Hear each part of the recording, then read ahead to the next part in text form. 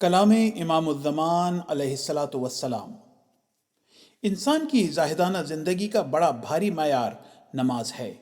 وہ شخص جو خدا کے حضور نماز میں گریاں رہتا ہے، امن میں رہتا ہے۔ جیسے ایک بچہ اپنی ماں کی گود میں چیخ چیخ کر روتا ہے اور اپنی ماں کی محبت اور شفقت کو محسوس کرتا ہے، اسی طرح پر نماز میں تضرع اور ابتحال کے ساتھ خدا کے حضور گڑ گڑانے والا اپنے آپ کو ربوبیت کی عطوفت کی گود میں ڈال دیتا ہے۔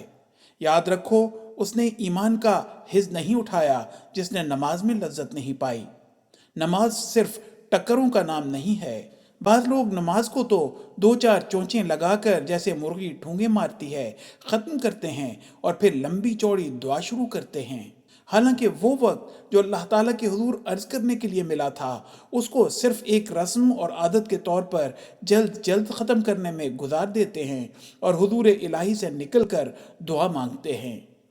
نماز میں دعا مانگو، نماز کو دعا کا ایک وسیلہ اور ذریعہ سمجھو۔ فاتحہ فتح کرنے کو بھی کہتے ہیں۔ مومن کو مومن اور کافر کو کافر بنا دیتی ہے، یعنی دونوں میں ایک امتیاز پیدا کر دیتی ہے اور دل کو کھولنے، سینے میں ایک انشراح پیدا کرتی ہے۔ اس لیے سورہ فاتحہ کو بہت پڑھنا چاہیے اور اس دعا پر خوب غور کرنا ضروری ہے۔ انسان کو واجب ہے کہ وہ ایک سائل کامل اور محتاج مطلق کی صورت بناوے، اور جیسے ایک فقیر اور سائل نہایت عاجزی سے کبھی اپنی شکل سے اور کبھی آواز سے دوسرے کو رحم دلاتا ہے، اسی طرح سے چاہیے کہ پوری تضرع اور ابتحال کے ساتھ اللہ تعالیٰ کے حضور عرض حال کرے۔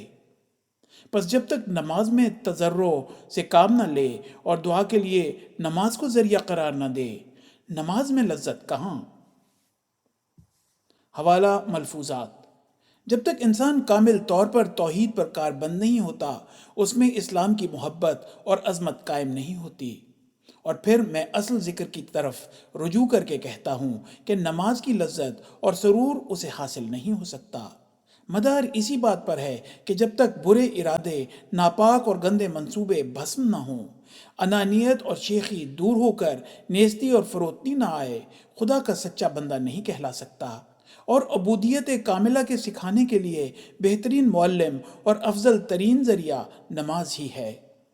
میں پھر تمہیں بتلاتا ہوں کہ اگر خدا تعالیٰ سے سچا تعلق، حقیقی ارتباط قائم کرنا چاہتے ہو تو نماز پر کاربند ہو جاؤ، اور ایسے کاربند بنو کہ تمہارا جسم، نہ تمہاری زبان بلکہ تمہاری روح کے ارادے اور جذبے سب کے سب ہمتن نماز ہو جائیں۔ حوالہ ملفوظات۔